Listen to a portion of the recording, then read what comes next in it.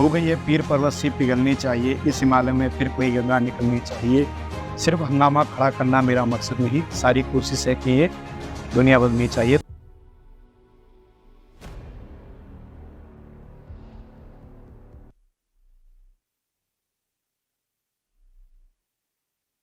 तो नमस्कार दोस्तों, मेरा नाम है रोहित स्वामी और आप सभी का फिर से स्वागत है रोहित स्वामी मोटिवेशनल में। तो आज हम लोग आए हैं गांधी पार्क देहरादून में और आज हम जानते हैं कि पब्लिक का क्या रिएक्शन है जॉब और बिजनेस के मामले में और पब्लिक आज की डेट में क्या सोचती है। तो सब हमारे साथ अभी एक भाई साहब हैं जो अभी पार्क में हमें मिले, तो आइए जानते हैं। भाई साहब, आपका क्या नाम है और कहाँ से हैं आप, बता दिए थोड़ा। बेसिकली तो मैं उत्तरकाशी से हूँ। मेरा नाम है डॉक्टर जयहरी श्रीवास्तव और फिलहाल मैं भी अभी रुद्रप्रयाग में शिक्षण कार्य में अध्ययन पढ़ा रहा हूँ बच्चों को जी। और बात रही जो आपने युवा पीढ़ी के लिए भी पूछा, तो मैं बीच में भी यहाँ घूमने ही आता है। मुझे एक शादी भी अटेंड करनी है, तो मुझे गांधी पार्क में कई बार बैठना अच्छा लगता है, शांति। और मैं भी बजाय इस युवा पीढ़ी को देखते रहता हूँ, तो मैं तो इसमें बुक्स भी रखी हैं, थोड़ा टाइम मिले तो किताब पढ़ लेता हूँ। और आजकल की जो युवा पीढ़ी है उसमें एक सबसे बड़ी जो समस्या मुझे लग रही है कि हम बहुत जल्दी चाहते हैं किसी चीज़ को। और आफ्टर कोविड पीरियड जो है वो चाहे मतलब मैं अपनी बात भी करूँ, अभी मैं भी मतलब आप 35 में आ रहा हूँ, तो जो भी युवा पीढ़ी 25 के ऊपर है, 20 के नीचे तो और स्थिति बहुत बेकार है, लेकिन जो भी 25 और 35 के बीच में वो शायद थोड़ा सोच सकती हैं क्योंकि उन्होंने एक जनरेशन देखी है। जी बिल्कुल। पर जो न्यू जनरेशन है उनकी एक तो पढ़ाई सीधा वो पास कर दिया गया गवर्नमेंट के द्वारा, और उसको कह सकते हैं कि इंस्टेंट टी, मतलब वो एकदम जैसे चाय बना के हमने पी लिया जी। तो सोसाइटी का यूथ आज ऐसा हो गया, वो एकदम चाह रहे कि एकदम चाय बना के पी लूँ, जबकि आपको किसी भी चाहे बिजनेस की बात आप करें, जॉब के लिए पेशेंस भी चाहिए और आपको कहीं ना कहीं उसके लिए कुछ ना कुछ अभ्यास करते करते सीखना पड़ेगा। बेसिकली आज की डेट में आप भी यही कह रहे हैं कि बेसिकली लोगों के पास स्किल्स नहीं है, बट उनके जो एक्सपेक्टेशंस हैं वो मार्केट से बहुत ज़्यादा है। और आज का जो यूथ है बेसिकली किस साइड जा रहा है उनको खुद डायरेक्शन नहीं पता है। जो यूथ है वो हमसे ज़्यादा सर ज़्यादा समझते हैं, क्योंकि आज की डेट में जो भी बच्चे पढ़ के आ रहे हैं, जो भी शिक्षण संस्थान है वहाँ से जो बच्चे पास आउट हो के आ रहे हैं, तो टीचर से ज़्यादा माँ बाप और टीचर से ज़्यादा बच्चों को मेरे हिसाब से कोई नहीं समझ सकता। तो सर मैं एक चीज़ और जानना चाहता हूँ कि कोविड से पहले की सिचुएशन में और अब की सिचुएशन में आपके हिसाब से क्या डिफरेंस आया है जॉब के मामले में या बिजनेस के मामले में, क्या डाउन हुआ है, क्या अप हुआ है? देखिए, एक तो ये हुआ है कि ऑनलाइन चीज़ें तो ठीक है, हमारे पास एक टेक्नोलॉजी आई, ऑनलाइन से काफ़ी चीज़ें बढ़ी हैं जी, लेकिन कहीं ना कहीं एक लॉन्ग टाइम में अगर देखते हैं तो अभी ऑनलाइन से क्या प्रॉब्लम होने वाली है कि हर चीज़ हम जल्दी जल्दी चाह रहे हैं। मतलब जैसा आप देख रहे हैं अब इंस्टाग्राम में लड़कियां जैसे आप देखते हैं पोस्ट करते हैं या बॉयज पोस्ट कर रहे हैं, तो किसी भी हद तक जा सकते हैं बस मैं फेमस हो जाऊँ, लेकिन अब वो इसके पीछे का एक ये टाइम नहीं देख पा रहे हैं कि शायद इस टाइम को मैं और अच्छी चीज़ों में लगा सकता था। और शॉर्टकट ढूंढ रहे हैं बेसिकली, कहीं ना कहीं वो फेमस होने के लिए, पब्लिसिटी पाने के लिए शॉर्टकट्स ढूंढ और शॉर्टकट्स मार रहे हैं, और वो शॉर्टकट शायद उनको नहीं पता है कि आगे जाके उनकी लाइफ कितना हार्म करेंगे। आई थिंक वो अभी नहीं सोच पा रहे हैं क्योंकि एज ऐसी है, क्योंकि जो इस यूथ का जो अभी यूथ है, इस एज में शायद हमारा भी जो ब्लड का बॉइलिंग टेम्परेचर था वो हमारा भी हायर होता था, बट कहीं ना कहीं रिस्पॉन्सिबिलिटीज की वजह से हम लोग फैमिली प्रेशर या समाज को देखते हुए हम लोग अपने आप को एक बहुत हद तक कंट्रोल रखते थे, शायद जहां तक मैं कनेक्ट कर पा रहा हूँ आपसे। और जो अभी जो यूथ है वो अलग वे में जा रहा है, और कोविड के बाद बेसिकली कहीं ना कहीं कमी आई है जॉब्स में भी, बहुत सारे रिसेशन की वजह से बहुत सारी जॉब्स कम हुई हैं, बहुत सारी जगह ऑटोमेशन होने की वजह से भी बहुत सारी जॉब्स गई हैं, और जो युवा पीढ़ी है वो कहीं ना कहीं अपने आप को पॉपुलर करने के लिए यूट्यूब या फिर इंस्टाग्राम को माध्यम बना के उससे आज की डेट में पैसे अर्निंग करना चाहती है।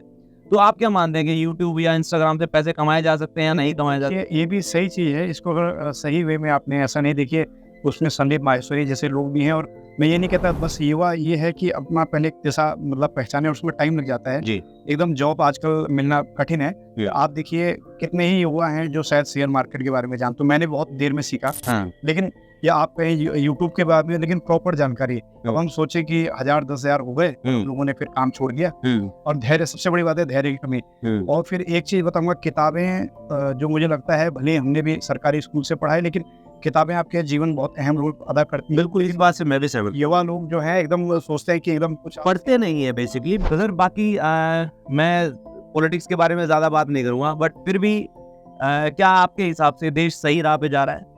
देखिए, कंफ्यूजन बहुत पैदा हो गया। अभी एक स्थिति ये बन गई है कि अगर देखा जाए इंडिया एक बहुत ज़्यादा यूथ पॉपुलेशन का देश है, अगर इसको सही दिशा दे दी जाए, जिसमें मुझे लगता है कि सरकार शायद उतना कर नहीं पा रही, वो नाकाम सी हो रही है। क्योंकि अगर सही दिशा देते हैं हम बहुत आगे बढ़ सकते हैं, बहुत ज़्यादा आगे बढ़ सकते हैं। लेकिन वही अगर भटकाव हो गया जीवन में, तो मुझे लगता नहीं कि ये जो आने वाले 10-15 साल बड़े इंपॉर्टेंट है इंडिया की तरक्की के लिए, और उसमें यूथ ही ला सकता है। बिल्कुल। भी आप देख रहे हैं जापान बूढ़ा हो गया है, बिल्कुल बूढ़ा देश, लेकिन भारत अभी एक तरक्की की ओर है। तो अभी भारत को क्या करना चाहिए कि स्किल, दक्षता, साथ में नए-नए कोर्सेस, ठीक है, एआई टेक्नोलॉजी इन सब पे भी यूज हो, लेकिन इसमें आप अपनी जो मौलिकता है वो फंडामेंटल बेस्ड वो ना भूलें। बाकी आप करते रहें, अध्ययन करते रहें। और आप मोटिवेशनल की बात करें तो मुझे ऐसा अच्छा लगा, आपको एक शायद दिखाना भी चाहूँगा। जी बिल्कुल खाली टाइम ये क्यों ना अपने तैयारी के लिए नहीं कि हमें तैयारी से मतलब है, लेकिन एक अपने जीवन को जो भटकाओ। क्योंकि एक डाटा ये देखिए, अब मैं अभी ये पढ़ रहा था आजकल, तो ये कोई ना शायद ये भी मेरे से पहली बार मिले होंगे, मैं भी आपसे अचानक मिला, लेकिन ये है कि आपको करना चाहिए, घूमें फिरें, बातचीत करें। जय शेट्टी की बहुत अच्छी बुक है, मैं सजेस्ट करूंगा आप भी जरूर पढ़े इसको। मैं कोई इसका प्रचार नहीं कर रहा हूँ, बट मुझे इसमें भी माइंड से आपका माइंड में कंट्रोल करने के लिए, आपके दिमाग को कंट्रोल में बहुत सारी टिप्स बताई गई है। आप अपने आप को कैसे एक पॉजिटिव वे में अपनी लाइफ को लेके जा सकते हैं, ये बहुत सारी चीजें बताई गई। तो मैं आपसे भी ये जानना चाहूंगा कि उत्तराखंड के बारे में आपकी सोच, क्योंकि मैं तो बहुत टाइम से नहीं हूँ यहाँ पे, मतलब 5 साल हुए मुझे उत्तराखंड आए, बट आपकी सोच, आपकी जो मेन जड़ें है वो उत्तराखंड की जो भूमि है उसके साथ बहुत ज़्यादा कनेक्टेड है। तो कहीं ना कहीं आपको उत्तराखंड के बारे में, हिस्ट्री के बारे में आपको बहुत ज़्यादा पता होगा, और फ्यूचर के बारे में आप प्रिडिक्ट कर सकते हैं, क्योंकि आप एक टीचर भी हैं बहुत अच्छे, आप नॉलेज भी रखते हैं, बुक्स पढ़ते हैं। तो आप हमें उसके बारे में बताइए थोड़ा। देखिए, अच्छा है, पहले तो आप हरियाणा से आए तो ये बहुत अच्छा लगा। देखिए भी हरियाणा जो है एक पहचान है उसकी, कि आप ओलंपिक में कितने मेडल ला रहे हैं जी, ये हमारे लिए पूरा एक मतलब पूरे भारत का गर्व है हरियाणा। तो ऐसे ही यहाँ का जो यूथ है, जो कुछ समय से आप देखिए, पहले पंजाब की भी यही स्थिति है, लेकिन थोड़ा नशाखोरी से और कहें पैसे के मिसयूज से वो स्थिति कुछ यहाँ भी आ रही है बड़ी सिटीज में। तो जो हम देख रहे हैं कि एकदम ड्रग एडिक्ट हो जाते हैं लड़के, तो अगर आप अपने को बचाना चाहते हैं, देखिए ठीक है, गलती हुई आपसे, उसको सुधारा जा सकता है। और नशे को किस रूप में, किस हद तक आप लेते हैं, ये आप पर डिपेंड करता है। उसी को आप खेल में अपना नशा बदल सकते हैं, पढ़ने में अपना नशा बदल सकते हैं, एथलीट बन सकते हैं। पहाड़ों में तो आप देखते हैं एडवेंचर की बहुत संभावनाएं हैं, बहुत ज़्यादा एक्टिविटी करें तो आप इसमें बहुत पैसा कमा सकते हैं। और छोटे छोटे अगर आप लोग जिसे कहते हैं कि अगर आप अपना सेल्फ एक छोटी दुकान भी खोलते हैं, आप चाय की, कॉफी की, मोमोज की, तो उसमें भी आप अच्छा पैसा कमा सकते हैं, नहीं कि आपको कोई कमी। लेकिन लोगों को प्रॉब्लम सर, मुझे जहाँ तक लग रहा है, यूथ को वो काम करने में शर्म आ रहा है। मैं अपना स्टार्टअप अगर मैं बताऊं तो मैंने शुरू में 1500 रुपए की जॉब से शुरू किया था, और मैं प्रीपेड की शॉप से मैं प्रीपेड जो एक्टिवेशन होती थी उनके कैब पिकअप करता था साइकिल पे। मेरे को कोई शर्म नहीं थी काम करने में, बट मेरी फैमिली भी कहती थी मत करो ये काम, कुछ और कर लो। बट कहीं ना कहीं मेरे को ये था कि मुझे लाइफ में कुछ बनना है, अपने सिरे से कुछ नया करना है। मैं भी एग्रीकल्चर फैमिली से हूँ, हमारे पेरेंट्स भी सारे के सारे फार्मर हैं, तो हम लोगों को कहीं ना कहीं ये कहा जाता है आप किसानी खेती करो। लेकिन मुझे कुछ अलग पहचान बनानी, तो मैंने अपनी लाइफ में बिजनेस में आया, क्योंकि मेरी पूरी फैमिली में, मेरे पूरे रिलेटिव में कोई भी बिजनेस में नहीं है। तो मैंने कहीं ना कहीं एक नई धारा शुरू की, जहाँ से मुझे लग रहा है कि मैं शायद मेरे फ्यूचर में कुछ लोग और देख के मुझे इंस्पायर होंगे, और मैं चाहता हूँ कि लोग हो कुछ ना कुछ नया स्टार्टअप करना चाहिए, आपको कुछ ना कुछ नया करना चाहिए। अगर आपको नहीं भी है तो भी आपको छोटे छोटे बिजनेस, मैं कह रहा हूँ हर जगह जॉब। तो आप यूथ को क्या मैसेज देना चाहेंगे सर? लास्ट में से ये कह सकता हूँ कि अब आप करना आप ही को है, बिना करे नहीं होगा। क्योंकि आप कह सकते हैं ना, जो बड़ा अच्छा शेर था कि हो गई है पीर पर्वत सी पिघलनी चाहिए, इस हिमालय में फिर कोई गंगा निकलनी चाहिए, सिर्फ हंगामा खड़ा करना मेरा मकसद नहीं, सारी कोशिश है कि ये दुनिया बदलनी चाहिए। तो अगर आपको कुछ करना है, बिना करे आप कर नहीं पाएंगे। अब जैसे आप यूट्यूब से ही कर रहे हैं तो ठीक है, बस लगे रहें, थोड़ा धैर्य रखें, एक टाइम आएगा और करते करते आप वहाँ तक पहुँचेंगे। लेकिन अपना टाइम फालतू में सोच करने से बढ़िया उसका प्रकृति का आनंद भी नहीं, घूमे फिरें, लेकिन नए नए आइडियाज जनरेट करें। और गलत दिशा में भटकने से ज़्यादा है कि उसको समझ के फिर वापस आ जाए। तो आप लोगों ने सुना जो सर ने बताया आप लोगों को, और हम भी चाहते हैं आप लोग लाइफ में तरक्की करें और आप लोग आगे बढ़े। तो इसी के साथ हम लोग ये यहीं पे ख़त्म करते हैं।